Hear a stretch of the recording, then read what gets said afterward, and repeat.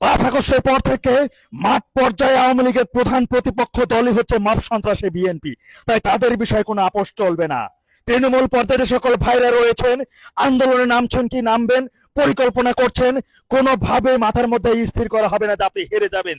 মনে রাখতে হবে, আপনি দেশের জন্য, দেশের মানচিত্রের প্রতিনিধিত্ব করছেন, দেশের 18 কোটি মানুষের মুক্তির জন্য আন্দোলন করছেন। যে দলের বাচ্চারা আজকে দেশের মানচিত্র অন্য দেশের হাতে তুলে দেওয়ার জন্য নিউ ইয়র্কে গিয়ে বসবাস করছে, তাদের হাতে আপনি লাঞ্ছিত হচ্ছেন। আপনি ভেঙে পড়লে চলবে না।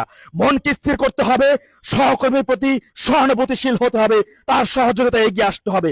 একজন বিপদে পড়বেন, বাকি 5 জনদের দৌড়ে সরে যাবেন, তা হবে না। ঐক্যবদ্ধভাবে ওদেরকে প্রতিরোধ করতে হবে।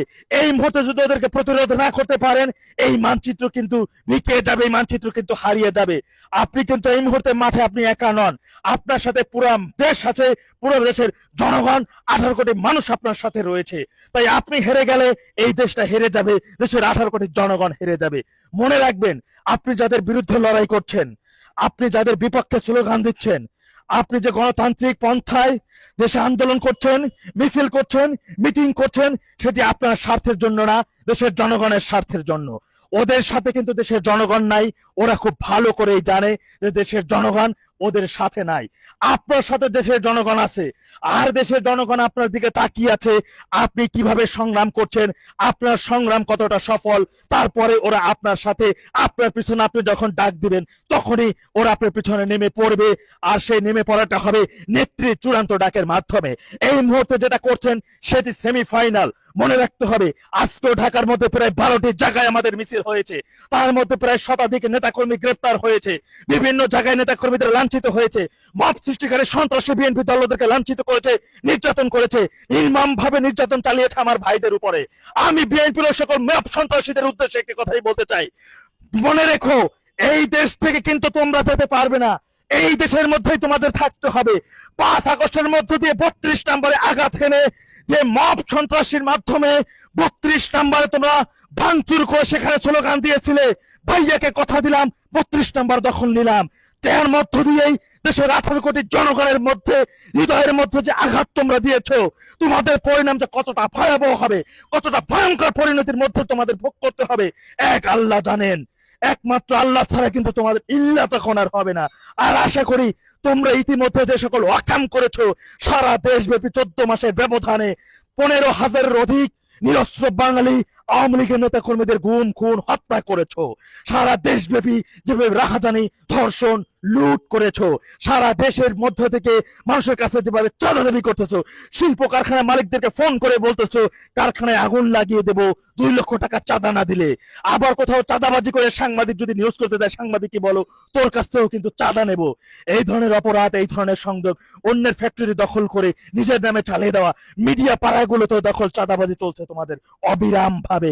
মনে রেখো, তোমাদের পরিণতি 18 কোটি জনগণই নির্ধারণ করে দেবে আগামীতে ব্যালটের মাধ্যমে, স্লোগানে, রাজপথে।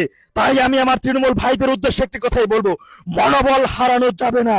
আজকের ভুল থেকে শিক্ষা নিতে হবে, আগামীতে প্ল্যান বি তে হাত দিতে হবে, বিকল্প চিন্তা করতে হবে, কোনোভাবেই হেরে যাওয়ার কথা মাথায় রাখতে হবে না। আমরা যেহেতু যুদ্ধে নেমেছি, আমরা আমাদের জীবনের বিনিময় হলেও ওই অপশক্তির হাত থেকে দেশের মানচিত্র রক্ষা করব। কোনোভাবেই দেশের মানচিত্র ওদের হাতে তুলে দেব না। ওরা দেশের মানচিত্র বিকে দেওয়ার জন্য কিন্তু এরই মধ্যে গোপন সূত্রের মাধ্যমে নিউ ইয়র্কে বসে ষড়যন্ত্রে লিপ্ত হচ্ছে। অন্যদিকে ওদের মব সন্ত্রাসীদের মাঠে নামিয়ে দিয়েছে, যারা মানচিত্র রক্ষার জন্য রাস্তায় নামছে, গণতান্ত্রিক পন্থায় আন্দোলন করছে ওদেরকে দামানোর জন্য। তাই আপনি হেরে গেলে কিন্তু মানচিত্র হারাতে হবে, আপনি হেরে গেলে দেশের 18 কোটি জনগণ হেরে যাবে।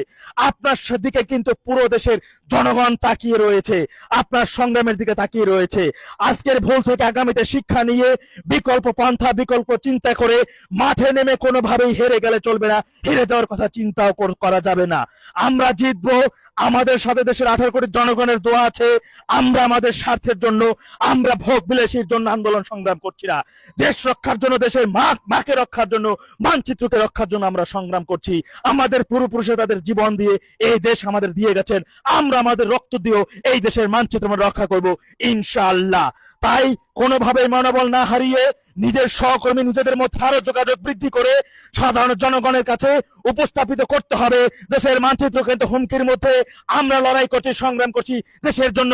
আপাতত আমরা সেমিফাইনাল খেলছি, আর সেমিফাইনাল খেলার মাধ্যমে পুরো মব সন্ত্রাসী, পুরো পুলিশ প্রশাসন, এমনকি সেনাবাহিনীকেও মাঠে নামতে হয়েছে। আগামীতে যখন ফাইনাল খেলা শুরু হবে, মনে রাখতে হবে এই বিশ্বাস এখন স্থাপন করুন। 30 মিনিটের ফাইনাল খেলার মধ্যেই ধুয়ে মুছে পরিষ্কার হয়ে যাবে এবং হারিয়ে যাবে মব সন্ত্রাসী, হারিয়ে যাবে ইনুস গং, আল বদর আল শামসের বাচ্চারা। ইতিহাস থেকে ইতিহাস হয়ে যাবে, সব আবু সাইদ হয়ে যাবে ইনশাআল্লাহ। আল্লাহ সবাইকে সঠিক বুঝ দান করুন। ওয়াখির জামানাল আলহামদুলিল্লাহি রাব্বিল আলামিন। আসসালামু আলাইকুম ওয়া রাহমাতুল্লাহ।